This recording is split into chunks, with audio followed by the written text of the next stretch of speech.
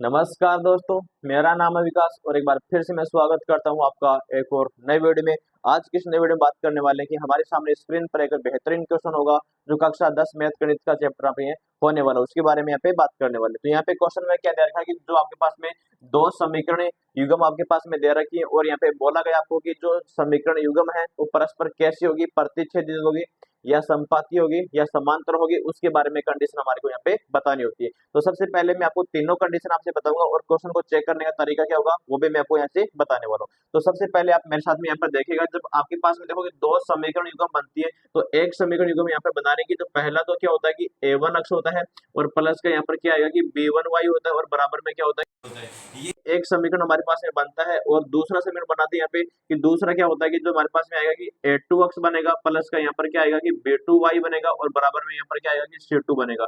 अब ये हमारे पास में देखो कि दो समीकरण बन गई तो इनको बोलते हैं समीकरण युग्म बोलते हैं, यानी दो समीकरण बन गई, दो जोड़े बन गए तो इनको बोलते हैं जोड़ा, यानी युग्म बोलते हैं, पेयर बोलते हैं। अब यहाँ पर देखो कि जो पहला यहाँ पे क्या आ रहा है कि a1 आ रहा है, यहाँ पर a2 आ रहा है, तो इसका कंडीशन पहले बनाते हैं कि जब आपको पहले क्या मिलेगा कि a1 बट्टा a2 मिलेगा और अगर आपके पास में क्या आएगा कि b1 बट्टा b2 मिल जाए आपको और यहाँ पर क्या मिला होगा कि जो c1 बट्टा c2 आएगा कि अगर ये तीनों जो रेशियो आपके पास में ऐसे मिल जाए कि अगर a1 बट्टा a2 बराबर b1 बट्टा b2 और बराबर क्या मिल जाए वो c1 बट्टा c2 मिल जाए, तो इस कंडीशन में जो आपके पास में जो रेखाएं बनेगी वो परस्पर कैसे होगी, वो संपाती कंडीशन बनेगी। कैसे बनेगी? संपाती रेखाएं बनेगी आपके पास में, यानी जो समीकरण युग्म बनेगी वो परस्पर कैसे होगी, जो आपके पास में रेखाएं बनेगी वो कैसे होगी, संपाती रेखाएं बनेगी।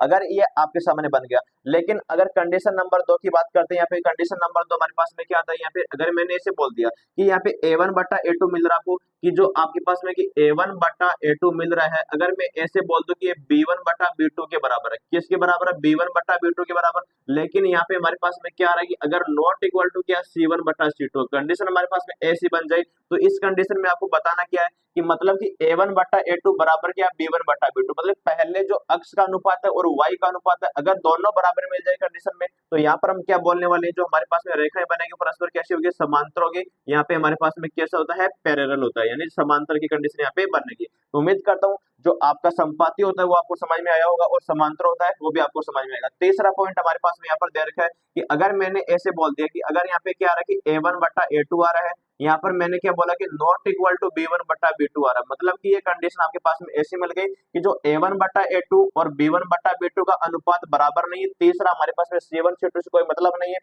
तो अगर ऐसा मिल जाए तो हम यहाँ पर बात करेंगे इसके बारे में, तो जो हमारे पास में जो कंडीशन बनेगी वो कैसे होगी, प्रतिच्छेदित बनेगी। यहाँ पे अगर कंडीशन क्या बनेगी, प्रतिच्छेदित की कंडीशन यहाँ पे हमारे पास में बनेगी साथी। तो उम्मीद करता हूँ ये तो हमारे पास में क्या बन जाएगा, ये तो हमारे पास में संपाती बनेगा। अगर तीनों रेशियो हमारे पास में इक्वल है तो संपाती बनेगा। अगर ये हमारे पास में पहला और दूसरा बराबर है, तीसरा बराबर नहीं, तो बनेगा समांतर। और अगर पहला और दूसरा ही बराबर नहीं है, यानी अक्ष का अनुपात और y का अनुपात दोनों में बराबर नहीं है, तो क्या बनेगा, प्रतिच्छेदित कंडीशन बनेगा।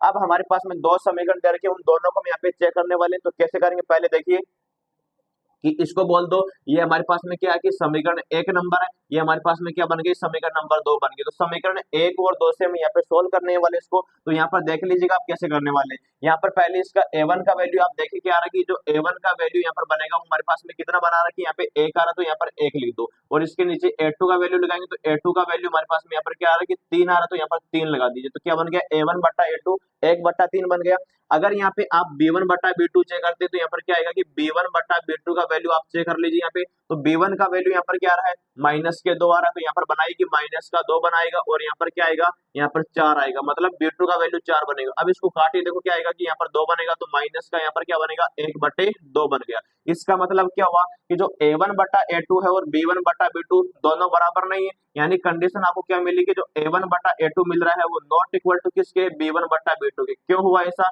कि मतलब कि जो कंडीशन बनी यहाँ पे कि 1 बट्टा 3 है, यहाँ पर माइनस का 1 बटे 2, तो आपको पता होगा कि 1 बटे 3 और माइनस 1 बटे 2 दोनों वैल्यू बराबर नहीं बनते हैं। तो इसीलिए मैंने क्या बोला कि दोनों बराबर नहीं है। अगर दोनों बराबर नहीं तो यहाँ पर देख लीजिएगा कि जिस कंडीशन में जो अक्ष का अनुपात होता है और y का अनुपात दोनों बराबर नहीं मिलते, उसको क्या बोलते हैं, प्रतिच्छेदित समीकरण बोलेंगे यहाँ पे। तो जो कंडीशन बनेगी वो हमारे पास में जो परस्पर जो समीकरण बनेगी वो कैसी होगी हमारे पास में, या प्रतिच्छेदित कंडीशन बनेगी। तो यहाँ पर आपके सामने क्या बन गया है, प्रतिच्छेदित बन गया।